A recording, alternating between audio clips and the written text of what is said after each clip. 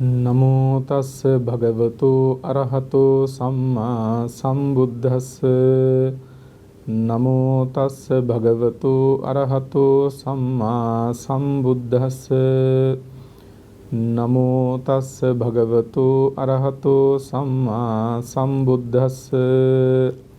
සත්පුරුෂ ගුණගරුක පින්වතුනි, කම්පල දේශනාවෙහි තවත් එක් දේශනාවකට පින්වතුන් සම්බන්ධ වී ඉන්නේ.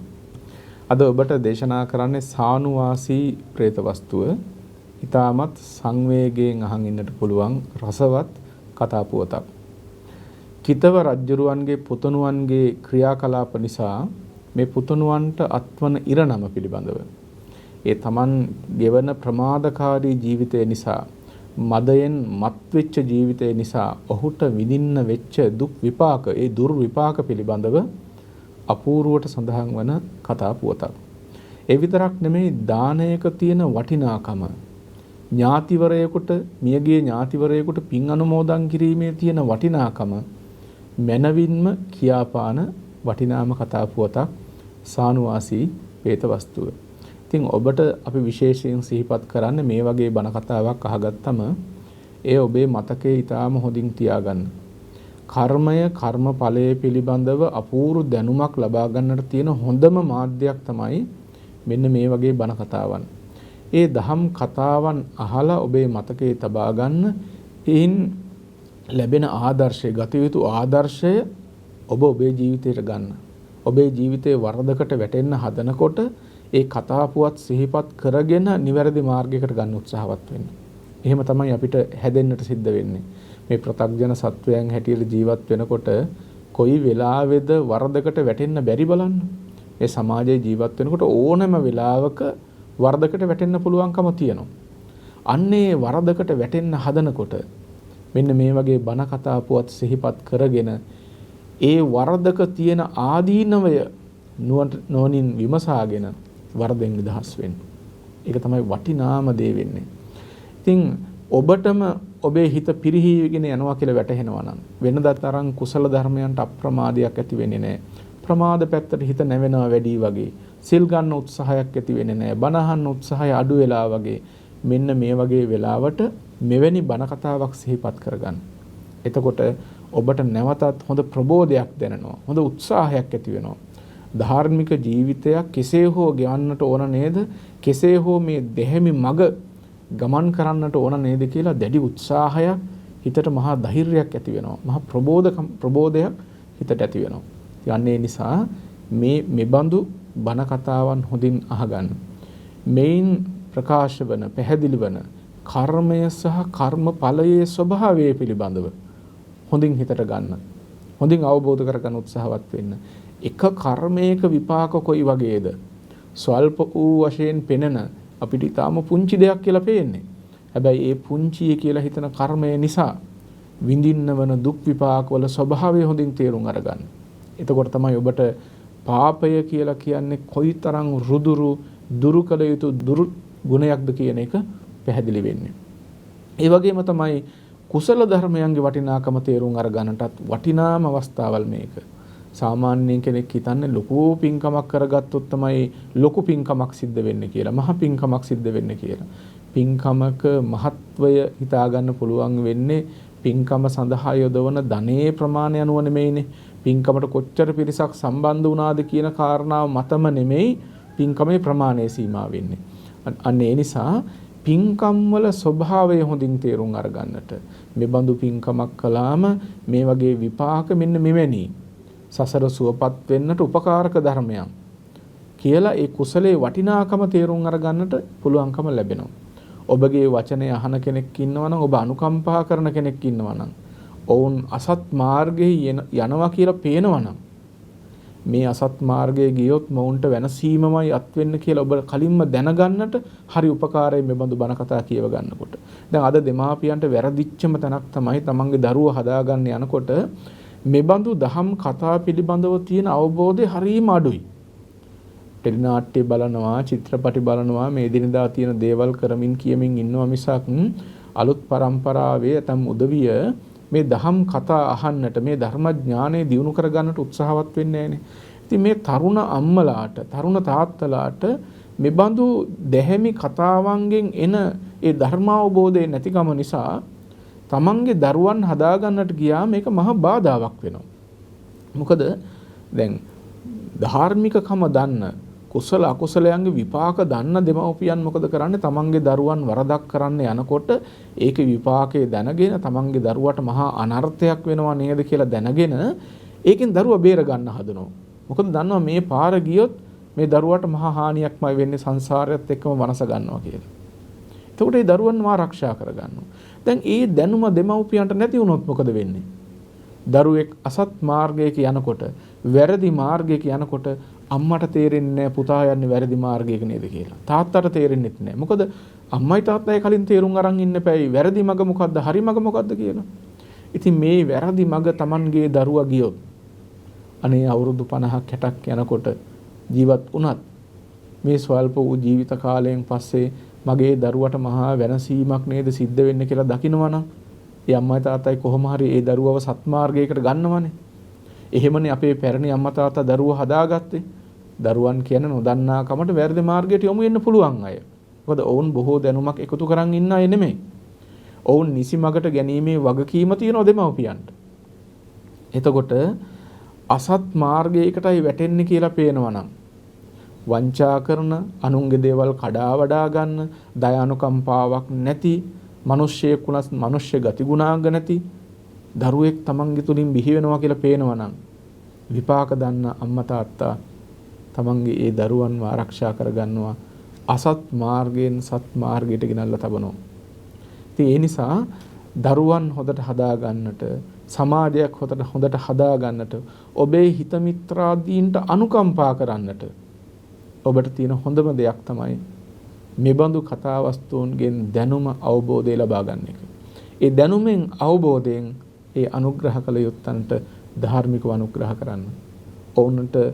ඔවුන් අසත් මාර්ගයෙන් ආවරණය කරලා අසත් මාර්ගයෙන් අරගෙන ඇවිල්ලා සත් මාර්ගයේ තබන්න. ටිකක් අමනාපුණත් කමක් නැහැ. හිත හොඳින් කරන්න පුළුවන් නම් ලොකු ගැටලු ඇති වෙන්නේ නැහැ වගේ නම් ඔවුන් වෙනුවෙන් උත්සාහවත් වෙන්න. අනුකම්පාවෙන් සත්පුරුෂයෙක් හැටියට. ඉතින් ඒ සියල්ලටම මුලින් තිබිය යුතු කාරණාව තමයි ඔබේ ධර්මඥානය දියුණු කරන් ඉන්න එක. විශේෂයෙන්ම පව් පින් පිළිබඳව ඔබට තියෙන දැනුම සහ අවබෝධය කියන එක. ඉතින් මෙන්න මේ සත් ගුණාංග අපිට ඉගෙන ගන්න තියෙන අපූර්ව තැන් තමයි විමාන වස්තු, പ്രേත වස්තු වගේ පොතපත. ඊළඟට 550 ජාතකයේ සද්ධර්ම රත්නාවලී, සද්ධර්ම අලංකාරයේ මෙන්න මේ වගේ බණ කතා ඔස්සේ තමයි අපේ බෞද්ධ මිනිස්යන්ගේ අපේ සදැහැති සත්පුරුෂයන්ගේ ඒ සාමකාමී සිතුම් පැතුම් දියුණු වෙලා ධාර්මික සිතුම් පැතුම් දියුණු වෙලා දැහැමි සමාජයක් ගොඩනගෙන්නේ අන්න එවැනි බණ කතා වලින් එන ආభాෂයත් එක්ක. දැන් අලුත් සමාජයේ ඒ බණ කතා වලින් ලැබෙන ආభాෂය නැති කරගත්ත එකේ විපාක අදටත් අපිට පේන්න තියෙනවානේ. ලොකු දේවල් ගැන කතා කරන්නේ විද්‍යාව ගැන කතා කරනවා මේ ලෝකෙන් එහා තියෙන දේවල් ගැන කතා කරනවා පරමාණු ඉලෙක්ට්‍රෝන ප්‍රෝටෝන ගැන කතා කරනවා ඒටත් වඩා තත්වයන් ගැන යනවා. හැබැයි ಗುಣධර්ම පිළිබඳව තමන්ගේ තියෙන සෙවීම මදකම නිසා ಗುಣධර්ම පිළිබඳව තියෙන අවබෝධය මදකම නිසා මුළු සමාජයක්ම පිරිහිලා යන හැටි බලන්න.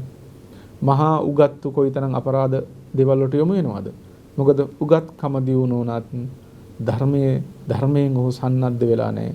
සත්පුරුෂ ධර්ම ඔහු තුල වැඩිලා නැහැ. කොච්චර ඉගෙන ගත්තත් බුද්ධිමත් කෙනෙක් සමාජයට වැඩදායී කෙනෙක් බිහි කරන්න බැරි වෙනවා. ඒ නිසා එහෙම යනකොට ඉතින් අපිට වෙච්ච ලොකුම හානියක් තමයි පසුගිය කාල සීමාවක් තිස්සේ දැන් අවුරුදු ගණනාවක් තිස්සේ මේ අපේ බණ කතා සාහිත්‍ය දැඩිව විවේචනය කරලා මේවට මහා පුහු තර්ක ඉදිරිපත් කරලා මේ පිළිබඳව තියෙන ගෞරවය විනාශ කළා දැම්මා. මේවා නිකන් වයසක උපාසක අම්මලා අහන කතා ගන්නට දැම්මා. දැන් ඒ කතා එහෙම විවේචනය කරපු බුද්ධිමතුන් ගොඩනගලා තියෙන ලෝකයේ පේනවනේ. ප්‍රවෘත්ති ටිකක් බැලුවම පුවත්පතක් බැලුවම ඒ බුද්ධිමතුන් ගොඩනගපු ලෝකයේ தত্ত্বය හොඳට තේරුම් අරගන්න පුළුවන්. ඒ නිසා ඒ පුහු විවේචන නෙමෙයි මේවා ලෞතර බුදුරජාණන් වහන්සේ භික්ෂුන් වහන්සේලාට දේශනා කරපුවා. උන්වහන්සේලා කටපාඩම් කරගෙන රැකගෙන ආපුවා. බොහෝ කාලයක් තිස්සේහි මේ භික්ෂුන් වහන්සේලාත් බෞද්ධ සදහැතියනොත් ආරක්ෂා කරගෙන ආපු ගුණධම් ඇතුළත් වෙලා තියෙන්නේ මේ වගේ බණ කතා පොත්වල. ඒ නිසා ඔබ උත්සාහවත් වෙන්න ධර්මඥානයෙන් සන්නද්ධ වෙන්න. ගැඹුරු ධර්ම කරුණු හොයන්න ඕන. චතුරාර්ය සත්‍ය, පටිච්ච සමුප්පාදය, පංචස්කන්ධය, කුසල අකුසලය, කර්මය, මෙන්න මේ වගේ අති ගම්භීර ධර්මයන්ුත් අපි අධ්‍යයනය කරන්නට ඕන, හොයන්නට ඕන. ඒ වගේම ශ්‍රද්ධාව දියුණු වෙන, තුනුරුවන් කෙරෙහි ගෞරවය ඇති වෙන, දානයක සීලයක භාවනාවක විපාකයේ තේරුම් අරගන්න පුළුවන් වන මෙන්න මේ වගේ බණ කතා වලින් ලැබෙන දැනුමත් ඔබ ලබා ගන්නට උත්සාහවත් වෙන්නේ හැම පැත්තකින්ම පිරෙන්න. බුදුරජාණන් වහන්සේ චතුරාර්ය සත්‍යයක් දේශනා කළා. පටිච්ච සමුප්පාදයක් දේශනා කළා. ඒ බුදුරජාණන් වහන්සේම ජාතක කතාත් දේශනා කළා. ඒ නිසා මේ හැම දෙයක්ම ඒ බුදුමුවින් පිටවෙච්ච දේශනාවන්නේ. ඒ බුදුමුවින් පිටවෙච්ච දේශනාවන් ලෝකයට අර්ථ සහිතයි, ලෝකයට හිත වැඩ පිණිසයි පවතින්නේ. අන්න ඒ අර්ථය, අන්න ඒ හිත ඔබටත් සිද්ධ කරගන්න කියලායි අපි මේ සිහිපත් කරන්නේ. ඒ නිසා විශේෂයෙන්ම මෙන්න මේ ධර්ම සාහිත්‍යය පිළිබඳ ඔබේ දැනුම අවබෝධය දියුණු කරගන්න බලන්න. දැන් මේ සානුවාසී പ്രേත වස්තුවේ සඳහන් වන චරිතයක් තමයි කිතව රජ්ජුරුවන්ගේ පුත්‍රයා. කිතව කියන රජ්ජුරුවන්ගේ පුත්‍රයා තමන්ට තිබිච්ච මහා ඓශ්වර්යය නිසා, තමන්ට තිබිච්ච බලය නිසා මත් වෙලා හිටියේ. මදයෙන් ප්‍රමාදයෙන් ගෙවපු ජීවිතයක් ඔහුට තිබුණේ. පුදුමාකාර අහංකාරකමක්. ගුණය කියන එක වටහා ගන්නට ඒ සිතට අවස්ථාවක් තිබුණේ. පින්වතුනි, ගුණය වටහා ගන්න බැරි නම් යම් සිතකට ඒක අභාග්‍ය සම්පන්න සිතක්. ඒ සිත ඒ ආකාරයෙන් පවත්වාගෙන යනවා කියන එක ඉතාමත්ම අනර්ථකාරී. ඕනම වෙලාවක වරදින්න පුළුවන්කම තියෙනවා. ඒ බඳු වූ සිතක් ඔබව නිරයට ගෙනියනවා. නිරයට ගෙනියන්න අවශ්‍ය මඟ හොඳට සකස් කරලා දෙනවා. ඒ නිසා ගුණධම් තේරුම් අරගන්න, සත්පුරුෂකම, මනුස්සකම, කළගුණ දන්නාකම, කරුණා මෛත්‍රිය, දයාව අනුකම්පාව, සත්ව කරුණාව, මෙන්න මේ වගේ උදාර ගුණාංග හඳුනා ගන්න පුළුවන් සිතක් ඔබට තියෙනට ඕන. ඒ බඳු ගුණාංග වලින් යුක්ත සිතක් ඔබට තියෙනට ඕන. දැන් බලන්න, මේ සාමාන්‍ය ලෝකේ ජීවත් වෙන්න ගියාම හරිම ඉක්මනින් මේ ගුණධම් කියන්නේ අමතක වෙලා යනවා. අගුණ නම් ඕනෑ තරම් හිතට ගලාගෙන එනවා. හැබැයි ගුණධර්ම කියන ඒවා බොහොම ඉක්මනින් අමතක වෙලා යනවා. ඒවා යටපත් වෙලා යනවා. වැඩි නෙමෙයි. තමන්ව ඉහළට ගෙන්වන්නට, තමන්ව ඉහළ තානාන්තරයකට ඔසවා තබන්නට උත්සාහවත් වන දෙමාපියන්වත් අමතක කරන සමාජයක් නෙමේක. තවත් මොනවද? දෙමාපියන් කියන්නේ පින්වතුනි, දරුවන් වෙනුවෙන් මුළු ජීවිතයම දිය කර හරින පිරිසක්. ඔවුන්ගේ ජීවිතයේ ලොකුම බලාපොරොත්තුව දරුවන්ව ඉහළට ඔසවා තැබීම.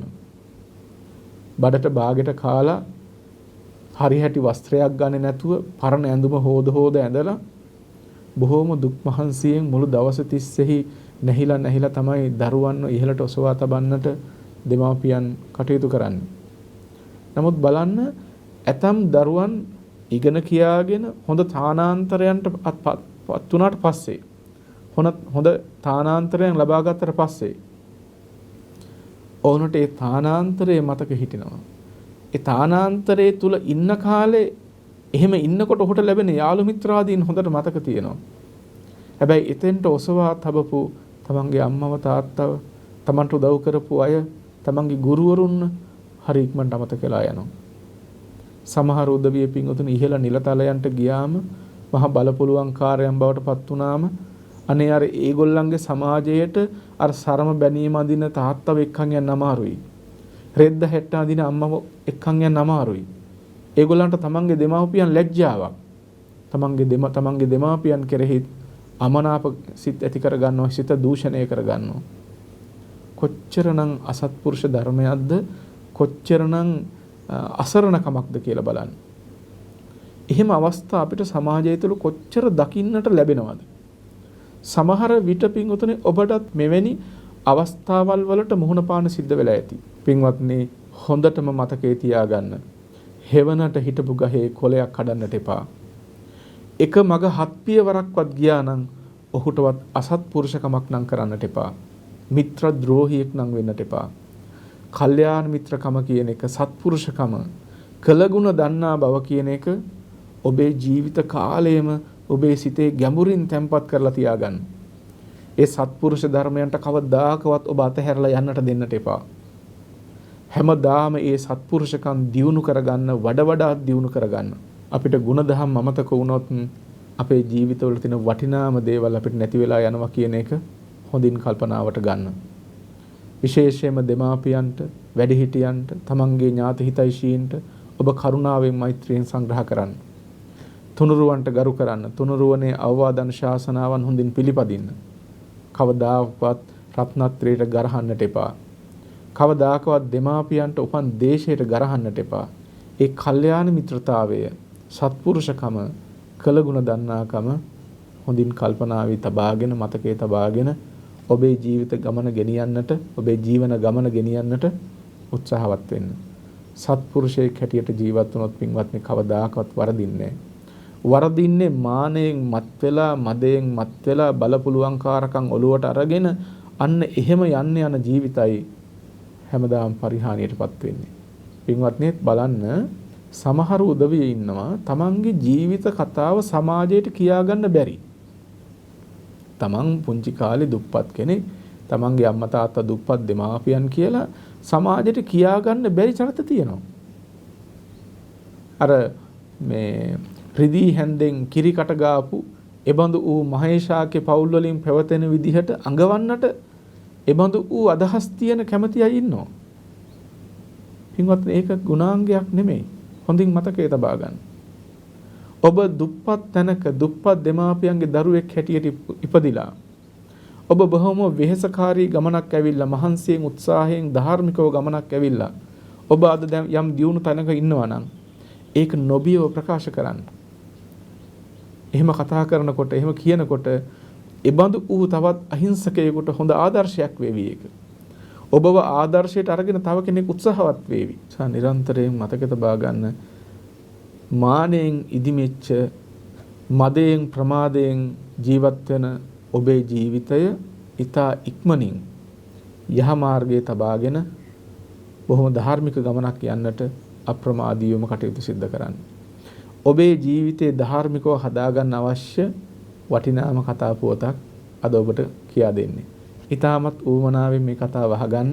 හරිම සංවේගී කතාවක්, හරිම සංවේගජනක කතාවක්, ඒ වගේම රසවත් කතාවක්. හොඳින් හිතට ගන්න මේ කතාවේ තියෙන චරිතයන් කොයි විදිහටද කටයුතු කරන්නේ, ඒ වගේ විපාක කොයි ආකාරයෙන්ද ලැබෙන්නේ කියලා. සානුවාසී പ്രേත වස්තුව ලෞතර බුදුරජාණන් වහන්සේ වේළුවනාරාමෙහි වැඩ ඉන්න කාලේ දේශනා කොට වදාළ උතුම් කතා වස්තුවක්. බොහොම ඉස්සර බරණැස් නුවර කිතව නමින් රජ කෙනෙක් හිටියා. මේ කිතව රජුරවන්ට හිටියා පුතෙක්. ඊ타මත්ම රාජ තේජසින් මත් වෙච්ච, රාජ ඌෂ්ණය වැඩි වෙච්ච පුතෙක්. මේ පුතා තමන්ගේ තාත්තගේ රජකම හිතට අරගෙන, තමන්ට තියෙන ඓශ්වර්යය පිළිබඳව හිතට අරගෙන බොහොම මාන්නෙන්, මදයෙන්, ප්‍රමාදයෙන් යුක්තව තමන්ගේ ජීවිතය අරගෙන ගියේ. නින්දෙන්, කෙලිසෙල්ලෙමින්, බොහෝ අකුසල ධර්මයන්ට නම්නව තමන්ගේ ජීවිතය අරගෙන ගියා. ඉතින් දවසක් මේ කිතව රජුරුවන්ගේ පුතා උයන් කෙලියට යනවා. පසේ බුදුරජාණන් වහන්සේ නමක් පිණ්ඩපාතේ වැඩම කරනවා ඒ මාර්ගයේ. සුනෙත්ත කියන පසේ බුදුරජාණන් වහන්සේ. උන්වහන්සේ උපශාන්ත ලීලාවෙන් ගයක් පාසා සත්වයන් කෙරෙහි කරුණාසිතින් යුක්තව පිණ්ඩපාතේ වැඩම කරනවා. ඉතින් මේ කිතව රජුරුවන්ගේ පුතණුවන් කල්පනා කරනවා මේ ඉදිරියට වඩින මුඩු මහන මට ගෞරව කරේ නෑ, වන්දනා කළේ නෑ. බොහොම දුෂ්ට සිතින් යුක්තව අර සුනෙත්ත පසේ බුදුරජාණන් වහන්සේ ළඟට ගිහිල්ලා අහනවා මේ පිණ්ඩපාතේ හම්බුණාද? මෙහෙම අහලා පාත්‍රයේ ඇදලා අරගෙන පොළවේ ගහලා කඩලා බිඳලා දැම්මා. ඒ සුනෙත්ත පසේ බුදුරජාණන් වහන්සේට කරුණාසිතක් ඇති වුණා. අනේ මේ රාජකුමාරයා වෙනසුණා නේද? සංසාරේ කොච්චර කාලයක් මේ නිසා දුක් විඳින්න වෙනවද, දුකටපත් වෙනවද කියලා උන්වහන්සේට මහා සංවේගයක් ඇති වුණා. කරුණාසිතින් යුක්තව ඒ කුමාරයාගේ මූණ බලනකොටත් ඒ මහා උතුමාගේ ගුණය තේරුම් අරගන්නට කුමාරයාට පුළුවන්කමක් තිබුණේ. කුමාරයා කියනවා, "අයි දන්නේ නැද්ද මම කිතව රජුරන්ගේ පුතා කියලා? හන්දිය ඔහොම බැලුවට ඇති වැඩක් නැහැ" කියලා බොහොම පරුස වචනයෙන් කතා කරලා නික්මිලා ගියා. අනේ පසේ බුදුරජාණන් වහන්සේත් උන්වහන්සේගේ ගුණයත් එක්කම බොහොම කරුණාවෙන් මෛත්‍රියෙන් යුක්තව ඉදිරියට වැඩම කළා. පින්වත්නි, මේ රාජකුමාරයාට වැඩි දුරක් යන්න හම්බුනේ නැහැ. අපායේ ගිනි කඳක් ඇවිල්ලා වැදුනා වගේ මුළු ශරීරයම දැවෙන්න පටන් ගත්තා. ගිනි ගන්නවා වගේ දැනෙනවා. මුළු ශරීරයම තැවෙන්න පටන් ගත්තා. වේදනාවෙන් මිරිකෙමින් බොහෝ වේදනාවටපත් වෙලා විපිලිසර සිතින් යුක්තවම මේ රාජකුමාරයා කලුරිය කළා.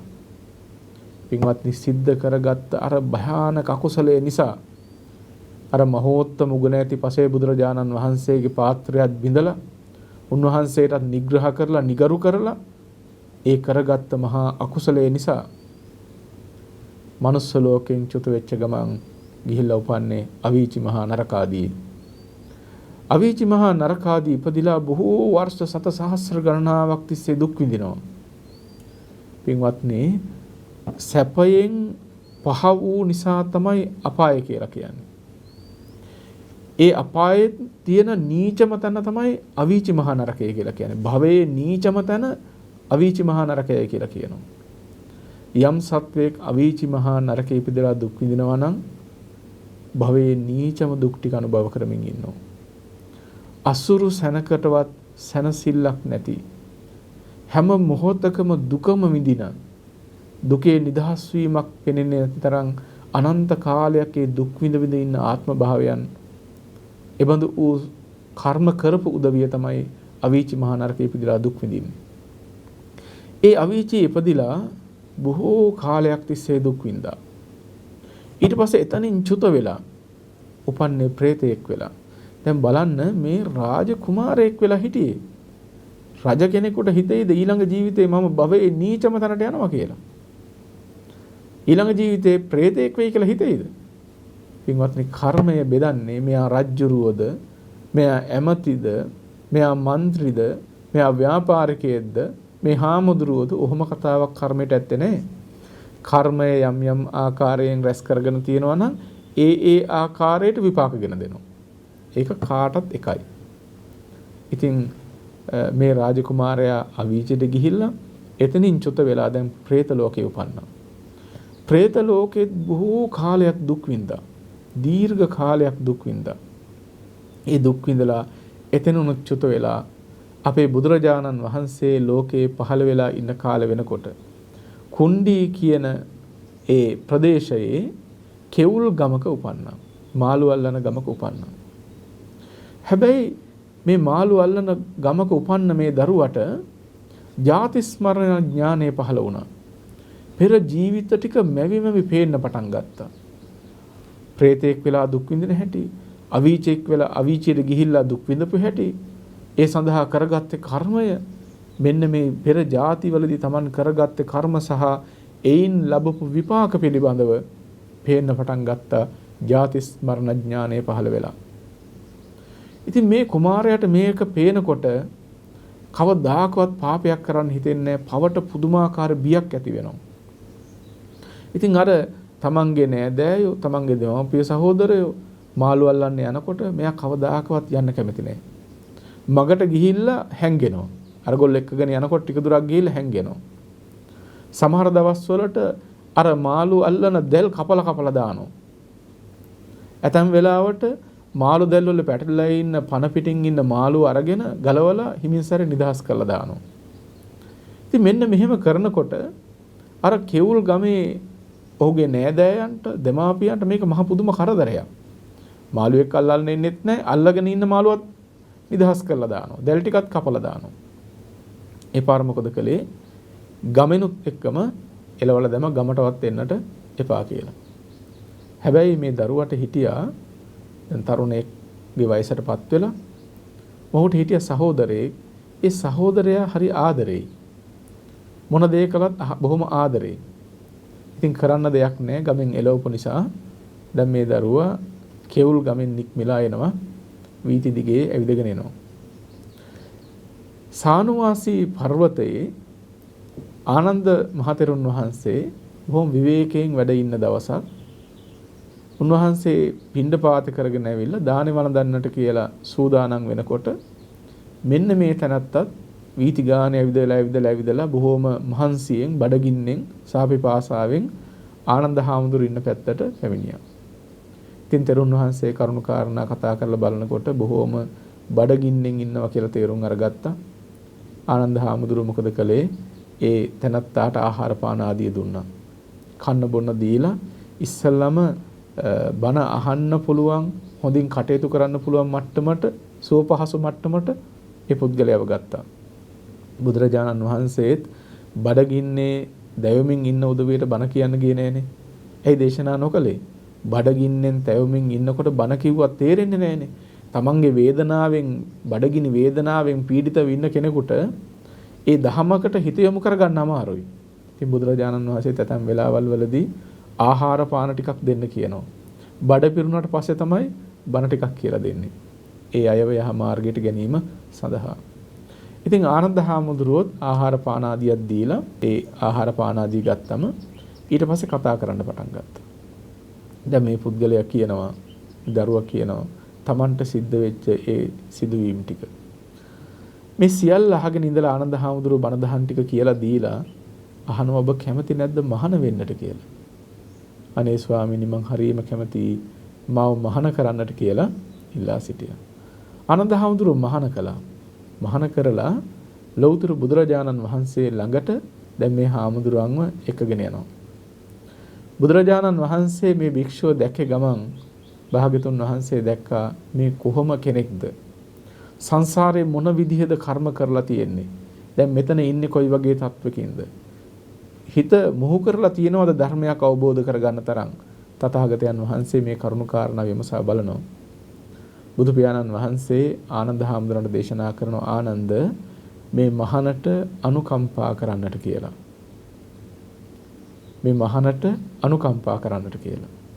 මොකද භාග්‍යතුන් වහන්සේට පේනවා දන් දීම් ආදී කරන්න හම්බුන්නේ නැහැ දීර්ඝ කාලයක් තිස්සේ. අවීචි මහා නරකයේ හිටියේ, പ്രേතාත්ම භාවයක ඉපදෙලා හිටියේ, බලවත් කර්මයකුත් කරගෙන තියෙනවා.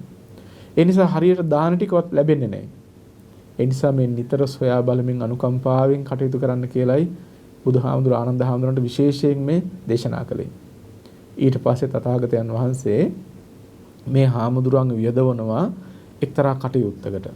ඒ තමයි විහාරාරාමේ තියෙන වික්ෂුන් වහන්සේලා පරිහරණය කරන ඒ පෑන් භාජනවලට පෑන් පුරවා තබන්නට කියලා. අනේ මේ හාමුදුරුවෝ හරීම මහන්සියෙන්, හරීම ශ්‍රද්ධාවන්තයි. බුදුහාමුදුරුවෝ දේශනා කරපු දේ බොහොම ගෞරවයෙන් පිළි අරගෙන, තමන් වහන්සේගේ ගුරු දේවයන් වහන්සේලා කියලා දෙන දේවල් ගෞරවයෙන් පිළි අරගෙන අර වත් පිළිවෙත් ටික ඉතාම හොඳින් සිද්ධ කරනවා.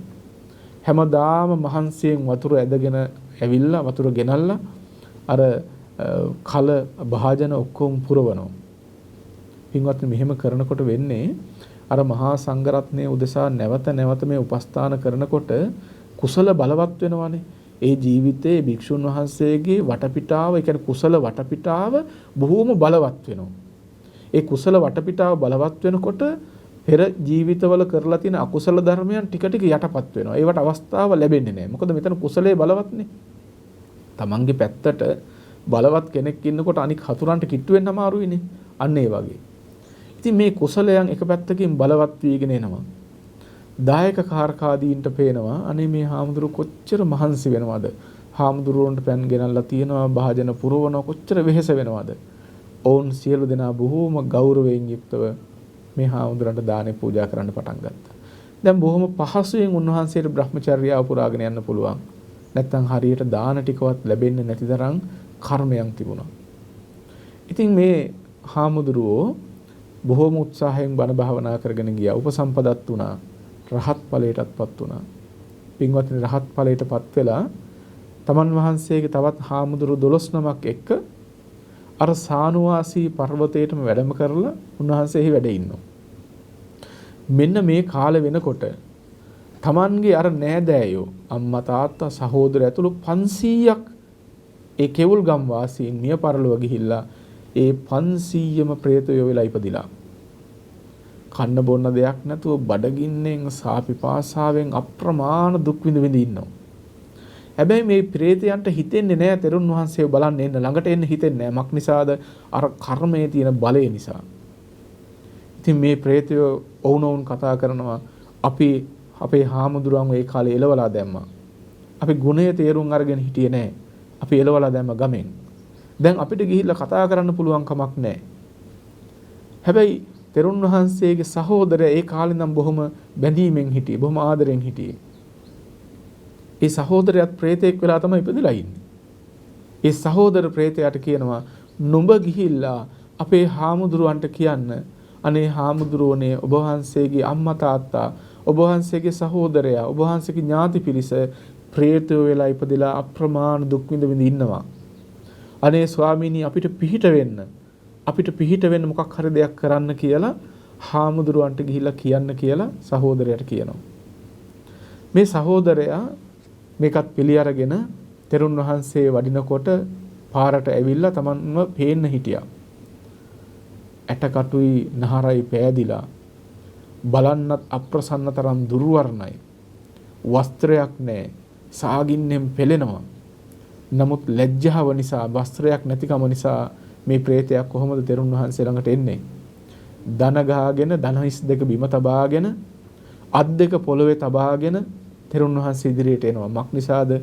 විලි බිය නිසා, විලි ලැජ්ජාව නිසා. තෙරුන් වහන්සේ ළඟට ඇවිල්ලා කියනවා ස්වාමීනි කියලා. ඒ හාමුදුරුවෝ ලොකුවටම අවධානයක් යොමු කරේ නැහැ. රහතන් වහන්සේ නිස්කලංකව පාරේ වැඩම කළා. මෙහෙම වඩිනකොට අර ප්‍රේතයා කියන ස්වාමීනි මං ඔබ වහන්සේගේ අයියා ස්වාමීනි. තෙරුන් වහන්සේ බලනකොට Tamanගේ සහෝදරයා ප්‍රේතෙක් වෙලා ඉපදලා ඉන්නවා, ඇවිල්ලා ඉන්නවා. මේ ප්‍රේතයා කියනවා ස්වාමීනි ඔබ වහන්සේගේ අම්මා, ඔබ වහන්සේගේ තාත්තා, මම, ඔබ වහන්සේගේ නෑදෑයෝ අපි 500ක් ප්‍රේතයෝ වෙලා ඉපදිලා දුක් විඳිනවා. ස්වාමීනි කට ඉඳි කටු මලයක් විතර තරම් ආහාර පානයක් ලැබෙන්නේ නැහැ. මේ ප්‍රේතයන්ගේ මුඛය ඉඳි කටු මලයක් තරම් ඉතාමත්ම කුඩයි. ආහාර පානයක් ගන්න පුළුවන් කමක් ලැබෙන්නේ නැහැ. වස්ත්‍රයක් නැහැ, ඉන්න තැනක් නැහැ, කන්න බොන්න කිසිම දෙයක් ඇත්තේ නැහැ. අනේ ස්වාමීනි ඒ නෑදෑය ඔබ වහන්සේ ළඟට එන්නට බයයි. ඔවුන්ගේ කර්ම බලය නිසා, ඔබ වහන්සේ ඒ කාලේ එළවා දාපු කරුණ මේ සියල්ල නිසා ඔබ වහන්සේ ළඟට එන්නේ නැහැ ස්වාමීනි. කර්ම බලයට බය හිතෙනවා. අනේ අපිව බේර ගන්න, ඔබ වහන්සේගේ දෙමාපියන්ව බේර ගන්න, ඥාතීන්ව බේර ගන්න කරන්න පුළුවන් දෙයක් තියෙනවා නම් කරන්න ස්වාමීනි. යම් උපායක් තියෙනවා නම් ඒ සඳහා උත්සාහවත් වන්න ස්වාමීනි කියලා හාමුදුරන්ට වැඳලා ඉල්ලා හිටියා. තෙරුන් වහන්සේ තමන් වහන්සේගේ එක්ක ඉන්න ඒ හාමුදුරු 12 නමත් එක්ක පින්ඩපාතේ වැඩම කරලා ඒ දාණය වළඳන්න සූදානම් වෙන අවස්ථාවේදී තෙරුන් වහන්සේ අර හාමුදුරු 12 නමට කියනවා "ඇවැත්නි ඔබ වහන්සේලා ළඟ තියෙන දාණය ඒව ඔබ වහන්සේලාගේ. ඒ දාණය ඔක්කොම මට දෙන්න. මට අද ඥාතීන්ට අනුකම්පා කරන්න තියෙනවා" කියලා. බලන්න පින්වතුනි මේ දානයක් පූජා කරපු විදිහක් මේක. අර හාමුදුරන් වහන්සේලා පින්ඩපාත කරගෙන ආපු දාන ටික තෙරුන් වහන්සේ කියනවා ඔබ වහන්සේලාගේ දාන ටික මට දෙන්න. මට අද ඥාතීන්ට අනුකම්පා කරන්න තියෙනවා කියලා. අර සියලුම හාමුදුරුවෝ ටික තමන් වහන්සේලා ගෙන ආපු දාන පාත්‍ර ටික රහතන් වහන්සේට දුන්න මෙන්න ස්වාමීනි අපි ඔබ වහන්සේට මේ දේවල් සියල්ල දෙනවා කියලා. දැන් මේ දානයේ හිමිකාරීත්වයේ තියෙන්නේ මේ තෙරුන් වහන්සේට. උන්වහන්සේට හම්බ වෙච්ච දේ. අනිත් එක ධාර්මිකව හම්බ වෙච්ච දෙයක්. පින්ඩපාතයෙන් හම්බ වෙන දානය ඉතාමත්ම ධාර්මික දානයක්. සිල්වන්තව, ගුණවන්තව ඉඳලා ලෝකයා කෙරේ කරුණාවෙන් යුක්තව කමඨහනක් මෙනෙහි කරමින් සීලාදී ගුණ සිහිපත් කරමින් පින්ඩපාතේ වැඩම කරලා මේ අහිංසක ජනී ජනයා Tamanට තියෙන දෙයක් ගෙනල්ලා පාත්‍රයට පූජා කරනවා. ඒ ලැබෙන දාන ඉතාමත්ම ධාර්මික දානයක්. ඒ බඳු මහා ධාර්මික දානයක් තමයි දැන් මේ තෙරුන් වහන්සේට හම්බ වුනේ. රහතන් වහන්සේ මොකද කළේ? සංඝයා අරමුණු කරගෙන මහා සංඝරත්නයට කරන පූජාවක් හැටියට අර හාමුදුරු 12 නමත් කාය සාක්ෂි වශයෙන් තබාගෙන සංඝිකව දානය පූජා කළා. පූජා කරලා තමන් වහන්සේගේ ඥාතීන්ට මේ පින් අනුමෝදන් වේවා කියලා ඥාතීන්ට ඒ පින් අනුමෝදන් කළා. මෙන්න මේ පුණ්‍ය අනුමෝදනාවත් එක්කම ඒ ප්‍රේතයන්ට ආහාර පාන ආදී ලැබෙන්න පටන් ගත්තා. දිව්‍යමය ආහාර පාන ලැබෙන්න පටන් ගත්තා. පින්වත්නි දානය කියන එක හරි පුදුම දෙයක්. ඥාතීන්ට පින් අනුමෝදන් කරනවා කියන එක හරි පුදුම දෙයක්. ඒක මහා පුදුමාකාර සත්පුරුෂකමක්. අසරණ වෙලා ඉන්න කිසි කෙනෙකුගේ සහනයක් නැතුව කිසි කෙනෙකුගෙන් දෙයක් ලැබෙන්නේ නැතුව තමන් කරගත්ත කර්මය නිසා දුක් පීඩා විඳ ඉන්න එබඳු ඥාති ප්‍රේතයින්ට දානයක් දීලා පින් අනුමෝදන් කළාම ඔන් සුවපත් වෙනවා නම් සුවපත් වෙන්න පුළුවන් තැනක ඉන්නවා නම් විශේෂයෙන් පින් අනුමෝදන් වෙන්න පුළුවන් තැන් තියෙනවා. පරදත්තුපජීවී ප්‍රේත කොට්ටාසේ හැටියට සඳහන් වෙන්නේ එබඳු තැන්. ඒ පරදත්තුපජීවී කියන තැන උපන්න ප්‍රේතයින්ට ආහාර පාන වෙන කිසි කෙනෙක්ගෙන් ලැබෙන්නේ නැහැ. ඔවුන්ට කවුරු හරි පින් කරලා පින් අනුමෝදන් කළොත් විතරයි ඔවුන්ට ඒ පින් ලබාගෙන ඒහි යහපත් විපාක ලබන්න පුළුවන්කම තියෙන්නේ. ඉතින් මේ පින් අනුමෝදන් වෙච්ච ගමන් අර ප්‍රේතයින්ටත් මහා සැනසෙල්ලක් අත් වුණා. මතකයේ තබා ගන්න. ඔබ මළගිය ඥාතීන්ට පින් අනුමෝදන් කරනවා කියලා කරන්නේ එබඳු වූ අති සත්පුරුෂ ක්‍රියාවක්. අපි දන්නේ නැහැ මේ ඥාතීන් කොතැනක ඉපදිලා ඉන්නවද කියලා. හැබැයි මේ සංසාර වේගය අනුව ගහගෙන ගිහිල්ලා කර්ම වේගය අනුව ගහගෙන ගිහිල්ලා පරදත්තුපජීවී කියන ප්‍රේත නිකායක හිටියොත් පින් ගන්න පුළුවන් ප්‍රේත ස්ථානයක ඉපදිලා නම් ඔවුන් ඒකාන්තයෙන් ඒ පින් අනුමෝදන් වෙනවා. ඒ පින් අනුමෝදන් වුණාම ඔවුන්ට යහපතක් සැලසෙනවා. ඔවුන්ට මහා සුවයක් සැනසෙල්ලක්වත් වෙනවා. ඒ දුකෙන් නිදහස් වෙනවා. ඉතින් ඒ නිසා මේ ඥාතීන්ට පින් පැමිණවීම කියන එක ඊතරම්ම සත්පුරුෂ ක්‍රියාවක් කියන එක ඔබ මතකයේ තබා ගන්නට ඕන. ඉතින් මේ රහතන් වහන්සේත් මේ විදිහට දානේ පූජා කළාට පස්සේ දැන් මේගොල්ලන්ට ආහාර පාන කැමැති ආහාර පාන ලැබෙන්න පටන් ගත්තා. දිව්‍යමය ආහාර පාන. ඕන්නේ ආහාර පාන භුක්ති විඳලා බොහොම සතුටු වෙනවා. හැබැයි වස්ත්‍රයක් නැහැ. දාණයට අනුරූප විපාක වශයෙන් ඔවුන්ට ලැබුණේ ආහාර පාන, වස්ත්‍ර ලැබුණේ. මේ ප්‍රේතයා ආපහු හාමුදුරු ළඟට එනවා. ආපහු ඇවිල්ලා කියනවා මෙන්න මෙහෙම කතාවක්. ස්වාමීනි, නුඹ වහන්සේගේ දානානුභාවයෙන් බොහෝ දිවබොජුන් අප විසින් ලබන ලදී. බලනු මැනවි අප නග්නව සිටිමු. ස්වාමීනි, යම්සේ අපි වස්ත්‍ර ලබමෝද එබඳු උත්සාහයක් කරනු මැනවයි කීය. තෙරුන් වහන්සේ ඉරී දමන ලද රෙදි කැබලි කසල ගොඩවල් වලින් අහුලාගෙන සිවුරක් කොට සිව් දිගින් වැඩිය සංඝයාට දුන්හ. එසේදී තෙරුන් වහන්සේ මවුට හා පියාට හා සහෝදරයාටද මාගේ නෑයන්ටද මේ වස්ත්‍ර දානය ලැබේවා, නෑයෝ සුවපත් වෙත්වායි කියා පින් අනුමෝදන් කළසේක. වස්ත්‍ර දක්ෂිනාව දීමට අනතුරුවම දිව්‍ය වස්ත්‍ර පහළ වූහ. ඉන්පසු දිව්‍ය වස්ත්‍ර හැඳ පොරවාගෙන තෙරුන් වහන්සේට තමන් දක්වා සිටියේය. ස්වාමීනි, නන්ද රජුගේ නුවර යම් පමණ වස්ත්‍රයෝ වෙද්ද ඊටත් වඩා අපට හඳනා පොරෝනා වස්ත්‍ර ඉතා බොහෝ වෙති. දෙගින් හා පළලින් මහත් වූද අනගියූද කෝසෙය්‍ය වස්ත්‍ර කම්බිලිද කොමු පිළිහා කපු පිළිද පහළ වූහ. ඒ වස්ත්‍රයෝද ආකාශයෙහි එල්බෙමින් තිබෙත්.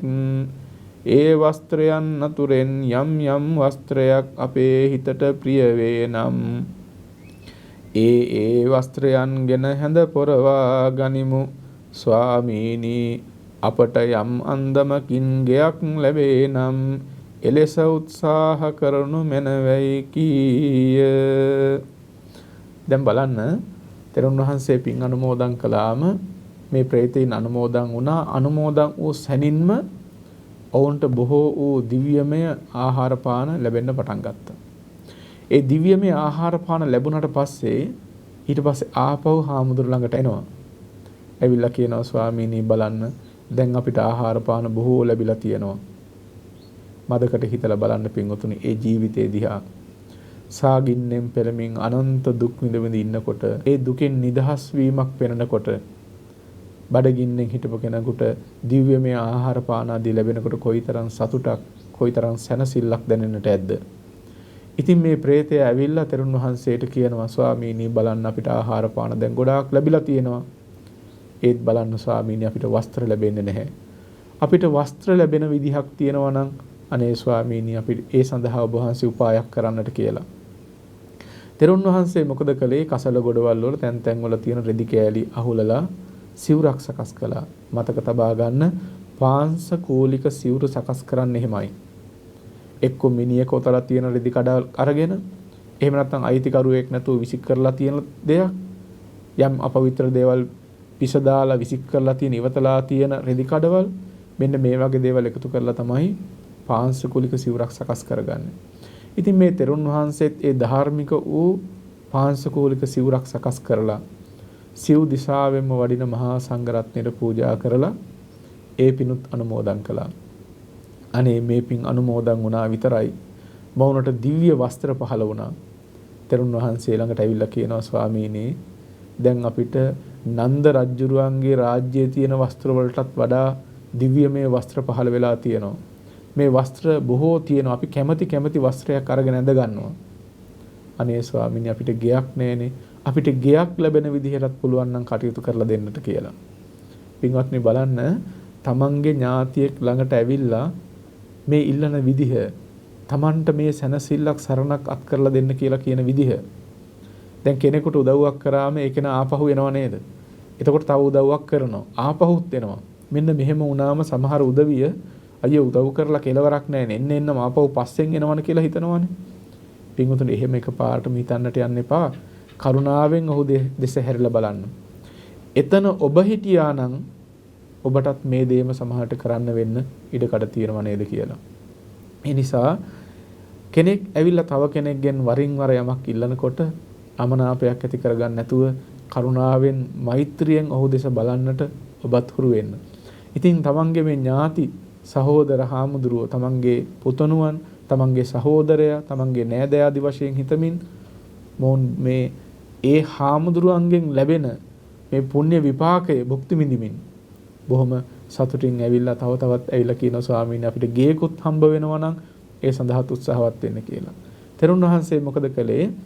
ආවාසයක් සකස් කළා. ඒ ආවාසය කොහොම එකක්ද? තෙරණුවෝ කොළගයක් කොට සතර දිගින් වඩින සංඝයාටදී මව්පියන්ට හා සහෝදරයාටද මාගේ නෑයන් හටද මේ දක්ෂිනාව ලැබේවා. ඥාති ප්‍රේතයෝ සුවපත් වේවායි කියා පින් පැමිණ වූහ.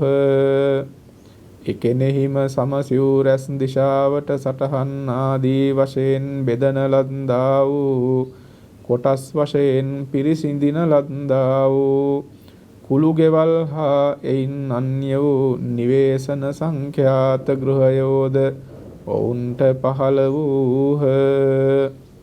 මේ ප්‍රේත ලෝකයෙහි අපගේ ගෘහයෝ යම් බඳු වෙත්ද එබඳු ගෘහයෝ මිනිස් ලොව නැත්තාහුය. දෙව්ලොව යම් බඳු ප්‍රාසාදයෝ වෙත්ද එබඳු අපගේ මෙහි ගෘහයෝ හාත්පසින් සිව් දිසාවන් ඉතාමත් බබළුවමින් දිලිසෙන්නේ යයි කීහ. දැන් අර ගයක් ඉල්ලා සිටියම තෙරුන් වහන්සේ මොකද කළේ? කොළ වලින් පන්සලක් සකස් කළා. පින්වත්නි මේ ටයිල් අල්ලන්නම ඕනේ ආවාසයක් වෙන්න. ඔබට පුළුවන් මට්ටමින් හදන එකත් ආවාසයක් කියන එක මතක තබා ගන්න. මහා පරිමාණයෙන් කරන්න බැරි වුණත් ස්වල්ප මාත්‍රයකින් හෝ ආවාසයක් පූජා කළා නම් ආවාස පූජාවම තමයි. ඒක තමන්ට ශක්ති ප්‍රමාණයෙන් ඒ පූජාව සිද්ධ කරන එක වෙනම දෙයක්. හැබැයි පැහැදිසිත ධාර්මික ධනය සත්පුරුෂ ධර්මයන්ගෙන් යුක්ත භික්ෂූන්ට පූජා කිරීම, මහා සංඝරත්නයට පූජා කිරීම, මෙන්න මේ කරුණුත් එක්ක තමයි ඒ කුසලය කොහොම එකක්ද කියන එක තීරණය වෙන්නේ. ඉතින් මේ රහතන් වහන්සේත් මොකද කළේ? කොළ වලින් ආවාසයක් හදලා මහා සංඝරත්නයට පූජා කරලා ඒ පින් අනුමෝදන් කළා. අනේ මේ පින් අනුමෝදන් වුණා විතරයි මේ ප්‍රේතයින්ට දිව්‍යමය මාලිගාවන් පහළ වෙන්න පටන් ගත්තා. ඇවිල්ලා කියනවා ස්වාමීනි මනුෂ්‍ය ලෝකේ නෑ ඒ වගේ ගෙවල් අපිට පිනින් පහළ වෙච්ච. ඔබ වහන්සේ අපිට පින් අනුමෝදන් කරාට පස්සේ ඒ පින් අනුමෝදන් වූ අපිට පහළ වෙච්ච ඒ මාලිගාවන් දෙව්ලොව තියෙන ප්‍රාසාදයන් වගේ බොහොම සතුටින් අපි ඒවයි ජීවත් වෙනවා කියලා. හැබැයි තවත් අඩුපාඩුවක් තියෙනවා. ඒකත් ඇවිල්ලා හාමුදුරන්ට කියනවා. ස්වාමීනි දැන් අපට පැන් ලැබෙන පරිද්දෙන් වෑයම් කරනු මැනවයි කීය. දැන් කියනනේ ස්වාමීනි අපිට වතුර ටිකක් හම්බ වෙන විදියට ඔබ වහන්සේ උත්සාහයක් කරන්නට කියලා. එවිට ස්තවිරතමේ පැන් පුරවාපු ඩබරාව චාතුන් දිසික සංඝයා වහන්සේට දුන්සේක. එසේදී තෙරුන් වහන්සේ මව්පියන්ට හා සහෝදරයාටද මාගේ නෑයන්ට මේ පින් වේවා නෑයෝ සුවපත් වෙත්වායි කියා පින් දුන්සේක. එකෙනෙහිම දිව පැන් පහළ විය ගැඹුරු සතරැස් පොකුණු මැවුනාහුය. ඒ පොකුණු සුදු වැලි තලායෙන් හා ජලයෙන් යුක්ත වූහ. යහපත් තොටුපල් ඇත්තාහ. සිසිල් ජලය ඇත්තාහ. මනා සුවඳින් යුක්ත වූහ. ඒ තන ජලමත්තෙහි පියුම් හෙළ පියුම් ආදී මල් රේණු බරින් වැසුම් වශයෙන් පිරුණාහුය. දැන් තෙරුන් වහන්සේ මොකද කළේ? පැන් පුරවලා ඒ පැන් භාජනය පූජා කළා මහා සංඝරත්නයට. පූජා කළ ඥාතීන්ට පින් අනුමෝදන් කරාම අනේ ඔවුන්ට ඒ පින් අනුමෝදන් වුණාම නොයේ පැන් පොකුණු පහළ වෙන්න පටන් ගත්තා. ඊටමත් රමණීය වූ දැකුම් කල වූ සිත් අලවන්නා වූ පැන් පොකුණු පහළ වන්නට පටන් ගත්තා. මෙන්න මේ ඊටමත් මනරම් වෙච්ච පියුම් පිපිච්ච මේ විල් වලට බැහැලා පොකුණු වලට බැහැලා මේ ප්‍රේතයන් පැන් පහසු වෙනවා නා ගන්නවා. ඒ පොකුණු වල බැසනා පැන් බී තෙරුන්ට පෙනී සිට ස්වාමීනි අපට බොහෝ වූ දිව පැන් පහළ වී යයි කීය. දැන් අපගේ පාදයෝ විලුම් කෙලවර ආදී තැන් දුකින් පැලීයත් කැටගල් හා කුස කටු ඇති භූමි ප්‍රදේශයෙහි ඇවිදින්නා වූ අපි කොර ඇනීම් වශයෙන් යමු. එහෙයින් ස්වාමීනි අපට රත වාහනාදිය යම් කිසි යානාවක් ලැබේ නම් එහෙයින් ස්වාමීනි අපට රත වාහනාදී යම් කිසි යානාවක් ලබනසේ උත්සාහ කරනු මැනවයි කීහ. තෙරුන් වහන්සේ එක් පටක් ඇති වහනක් ලැබ සංඝයාට දී මව්පියාදීන්ට පින් දුන්නෝය. එකෙනෙහිම දිව්‍ය රත පහළ වී ප්‍රේතයෝ දිව්‍ය රතයෙන් පැමිණ ස්වාමින් වහන්සේ ඔබ වහන්සේට වැඩක්ම වේවා. ඔබ වහන්සේ විසින් ආහාර හා වස්ත්‍ර දානයෙන්ද ගෘහ හා පැන් දීමෙන්ද යාන දීමෙන් හා මුලකී පිණ්ඩපාත ආදී සිව්පස දානයෙනුත් අපට අනුකම්පා කරන ලදී. ස්වාමීනි ලෝකයෙහි කරුණා සම්පන්න වූ අත් වැඩ පර වැඩ දන්නා නුඹ වහන්සේ වැඳීම පිණිස අපි මෙහි පැමිණියෙමුයි කීහ. දැන් පැන් ලැබුණට පස්සේ ඊට පස්සේ යානාවක් නෑ යන්න. Tamanට කියලා රත වාහනයක් නෑ. මේ ප්‍රේතයන් බිම ඇවිදගෙන යනකොට උන්ට හරි වෙහෙසයි. ඊට පස්සේ ආපහු ඇවිල්ලා කියනවා ස්වාමීනි අපට රත ලැබෙනවා නම් ඒ බඳු වූ පින්කමකුත් කරන්න ස්වාමීනි කියලා. තෙරුන් වහන්සේ එක් පටක් ඇති පාවහන් හම්බ වුණාම ඒ පාවහන් මහා සංඝරත්නයට පූජා කරලා ඒ පින් අනුමෝදන් කළා. අනේ ඒ පින් අනුමෝදන් වුණාම මේ ප්‍රේතයින්ට දිව්‍ය යානාවන් හම්බ වුණා. බොහෝම සතුටින් මේ දිව්‍ය යානාවල නැගලා මේ ප්‍රේතයෝ රහතන් වහන්සේ මුණ ගැහෙන්නට ආවා. ඇවිල්ලා කියනවා ස්වාමීනි ඔබ වහන්සේ අපිට අනුකම්පා කළා. ඔබ වහන්සේ අපිට දන් දීලා වස්ත්‍ර දීලා මේ නොඑක් දේ පූජා කරලා අපිට පින් අනුමෝදන් කළා. ස්වාමීනි අපි සුවපත් වුණා. ඔබ වහන්සේට වැඩක්ම වේවා කියලා තෙරුන් වහන්සේට ආශිර්වාද කරනවා. රහතන් වහන්සේ මේ කතා පුවත බුදුරජාණන් වහන්සේට ගිහිල්ලා ස්වාමීනි මෙන්න මේ වගේ සිදුවීමක් වුණා කියලා ප්‍රකාශ කළා. තථාගතයන් වහන්සේ මේ කාරණේ අර්ථෝත්පත්ති කරගෙන ඒ පැමිණි පිරිසට ධර්මාවවාද කළා. පැමිණි පිරිස මහත් සංවේගයටපත් වුණානේ.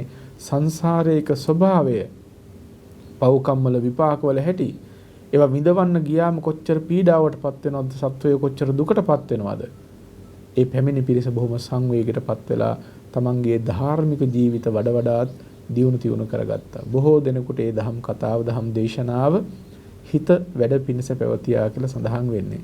ඒ නිසා අපි මේ පින්වත් සියලු දෙනාටම කරුණාවෙන් මෛත්‍රියෙන් සිහිපත් කරන්නේ ඔබේ ජීවිත කවදාකවත් අයාලේ යන දෙන්න එපා. වැරදි මගට වැටෙන එක සාමාන්‍යයෙන් වෙන්න පුළුවන්. මේ ප්‍රත්‍යඥ කමින් ජීවත් වෙනකොට, මේ පිරිහින සමාජයක ජීවත් වෙනකොට ඔබ වරදට වැටෙන්න තියෙන ඉඩකට බොහොම වැඩි. හැබැයි කවදාකවත් වරදට වැටෙන්නට නම් දෙන්න එපා. අන්තිම අවස්ථාවේදී හෝ වරදෙන් නිදහස් වෙන්න බලන්න.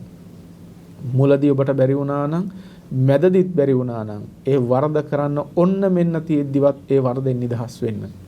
එපමණින් පවා ඔබට බොහෝ යහපතක් වේවි. හොඳින්ම මතකයේ තබා ගන්න, අකුසල කර්ම අපි පසුපස්සෙන් එනවා. ඒවා කොයි තැනකදී හරි විපාකගෙන දෙනවා. පේන්න කලත් නොපෙනෙන්න කලත් කර්මේ නම් කර්මයමයි එක් විපාක වශයෙන් එනවා. ස්වල්ප වූ මේ ජීවිතයක් සුවපත් කරගන්නට කියලා ඔබ බොහෝ අකුසල් කරගන්නවා නම් අනන්ත සංසාරයක් ඔබ විනාශ කරගත්තා වෙනවා. අනන්ත සංසාරයක් ඔබ දුකටපත් වෙන්නට අවශ්‍ය වටපිටාව සකස් කරගත්තා වෙනවා. ඒ නිසා කිසි කලකත් පවට නම් හිත යොමු කරන්නට එපා. ප්‍රාණඝාත, අදත්තා දාන, කාමීත්‍යචාර, බොරු, කේලම්, හිස් වචන, පරුස වචන මේවා සර්පේන් වගේ දකින්න. මේවයින් ඈතින්ම ඈතට යන්න. කවදාකවත් හිතක් පිරිහෙන්නට දෙන්න එපා. සත්පුරුෂ ගුණාංග එන්නම ඔබ තුළ දියුණු කරගන්න. දයාව, අනුකම්පාව, සත්වයන් කෙරෙහි කරුණාව, මෛත්‍රිය, දෙමව්පියන් කෙරෙහි ලැබිකම, ගෞරවය, ධනට පිනට හිත නැමෙනවද කියලා මෙන්න මේවා ගැන පරීක්ෂා කරලා බලන්න.